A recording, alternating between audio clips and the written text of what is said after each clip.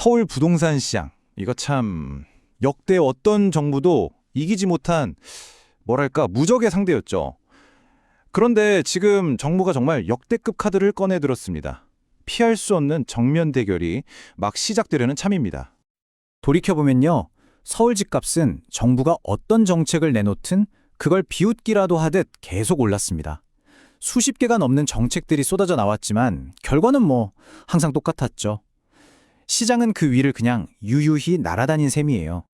근데 이번엔 좀 분위기가 다릅니다. 정부가 정말 초강수를 뒀거든요. 이제 시장과의 정면 대결 피할 수가 없게 됐어요.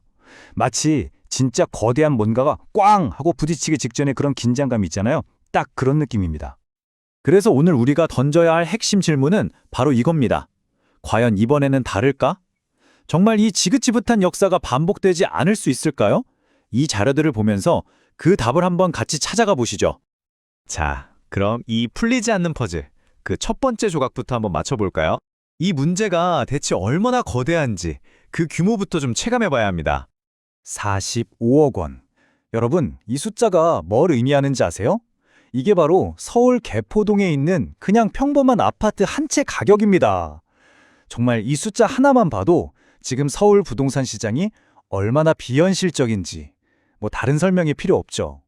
자, 이렇게 거대한 시장에 맞서서 정부가 꺼내든 비장의 무기, 과연 뭘까요?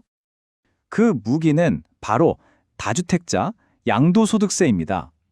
이름이 좀 어렵나요? 아주 간단해요. 집을 여러 채 가진 사람이 집을 팔아서 이익을 남기면 그 이익에 대해서 어마어마한 세금을 물리겠다는 겁니다. 그 위력이요? 정말 상상을 초월합니다. 최고 세율을 적용받으면 집을 팔아서 10억 원을 벌었다고 쳐도요. 세금으로만 무려 8억 2,500만 원을 내야 해요.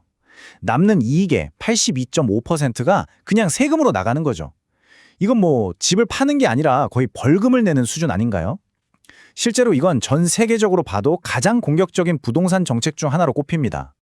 그래서 정부가 약 270만 다주택 가구에게 최후 통첩을 보냅니다. 5월 9일까지 집을 카세요. 그러면 이 무거운 세금은 피하게 해줄게. 하지만 그 이후에는 얄짤없습니다. 이렇게 딱 선을 그어버린 거죠. 시장에 엄청난 압박감을 불어넣은 겁니다. 그런데 여기서 정말 흥미로운, 어떻게 보면 황당한 반전이 일어납니다. 이렇게까지 강력하게 압박을 했는데 시장이 정부 예상과는 전혀 다르게 움직인 거예요. 팔려는 사람도 없고 사려는 사람도 없는, 말 그대로 완벽한 교착 상태, 거래 절벽에 빠져버린 겁니다. 왜 이런 일이 벌어졌을까요? 바로 이 이중더 때문입니다. 자, 보세요. 집주인은 세입자가 살고 있으니까 법적으로 내보낼 수가 없어서 집을 못 팔고요. 집을 사려는 사람은 정부가 대출을 꽉 막아놔서 돈이 없으니 못 삽니다.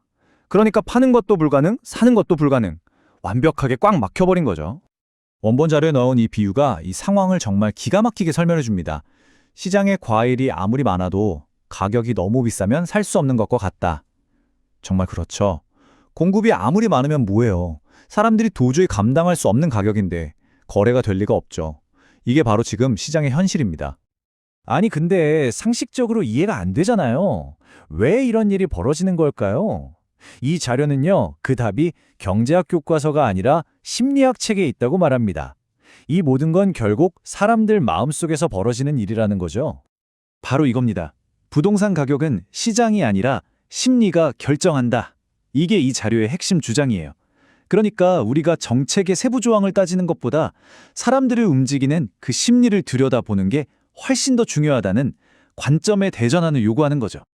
그 심리 현상의 배경에는 기준점 효과, 흔히 말하는 앵커링 효과라는 게 있습니다. 이게 뭐냐면요. 처음에 딱 본 정보가 머릿속에 닷처럼 박혀서 그 뒤에 판단에 계속 영향을 미치는 거예요. 부동산 시장에서는 이게 어떻게 작용하냐? 우리 아파트 단지에서 누가 집을 비싸게 팔았다는 소문이 돌면 그 가격이 새로운 기준점이 되어버리는 겁니다. 다른 집주인들은 아니, 저 집도 그 가격에 팔렸는데 우리 집을 그것보다 싸게 팔 순 없지 하면서 버티는 거죠. 이렇게 부풀려진 가격이 시장 전체에 딱 고정돼 버리는 겁니다. 하지만 단순히 사람들 심리 탓만 할 수는 없습니다. 이 자료는 더 깊은 곳, 이 시장을 뒤에서 조종하는 보이지 않는 손을 지목하고 있어요. 정부의 정책이 놓치고 있는 진짜 범인이 따로 있다는 거죠. 자료가 지목하는 진짜 범위는 바로 이 두 가지입니다. 토지 경매 시스템과 조직적인 시장 조장. 이건 단순히 세금 좀 더 매긴다고 해결될 문제라는 겁니다. 훨씬 더 깊고 구조적인 문제라는 거죠. 특히 시장 조작의 핵심 수법으로 자전거래라는 게 지목되는데요. 이 단어 꼭 기억해두세요. 이 개념을 이해하는 게 이 모든 미스터리를 푸는 마지막 열쇠가 될 겁니다. 이 자전거래라는 수법 정말 치밀합니다. 한번 들어보세요. 먼저 개발 호재가 있는 지역을 딱 찍습니다. 그리고 그 근처에 있는 낡은 빌라나 아파트 몇 채를 사들여요. 그 다음이 핵심인데 자기들끼리 팀을 짜서 이 집을 서로 사고 파는 척 하는 겁니다. 가격은 계속 올리면서요. A가 B에게 5억에 팔고 B가 다시 C에게 6억에 팔고 이런 식으로요. 이렇게 가짜 거래를 반복하면 어떻게 될까요? 국토부 실거래가 시스템에는 이게 다 진짜 거래로 찍히니까 그 동네의 공식적인 시세가 쭉쭉 올라가겠죠. 자, 이제 마지막 단계입니다. 이렇게 부풀려진 시세를 근거로 바로 옆에 짓는 새 아파트를 엄청나게 비싼 값에 분양하는 겁니다. 보세요. 주변 시세가 이렇습니다 하면서요. 결국 이렇게 인위적으로 뻥튀기 된 가격 때문에 정부가 아무리 세금으로 압박해서 매물이 나오게 한들 진짜 집을 사려는 사람들은 도저히 살 수 없는 그런 시장이 되어버린 겁니다. 자, 정부가 정한 마감 시한은 코앞으로 다가왔는데 시장은 이렇게 꽝 막혀 있습니다. 우리는 지금 아직 범인도 해결책도 찾지 못한 미결 사건을 마주하고 있는 셈입니다. 그럼 5월 9일 마감 시한이 지나면 어떻게 될까요? 예상되는 시나리오는 이렇습니다. 집을 팔지 못한 사람들은 이제 꼼짝없이 갇히게 되는 거고요. 어떤 사람들은 에이, 다음 정권 되면 정책 바뀌겠지 하고 버틸 겁니다. 또 어떤 사람들은 앞으로 오를 재산세를 세입자 월세에 얹어서 떠넘기려고 하겠죠. 결국 시장은 뚜렷한 해결책 없이 계속 이렇게 얼어붙어 있을 가능성이 아주 높습니다. 이 모든 이야기를 종합해 볼 때 우리는 마지막으로 이 도발적인 질문에 도달하게 됩니다. 82.5%라는 정말 초강력 처방조차 통하지 않는 이 거대한 시장을 대체 무엇으로 길들일 수 있을까요? 이 질문은 비단 정부뿐만 아니라 지금 이 시대를 살아가는 우리 모두에게 아주 무거운 숙제를 남깁니다.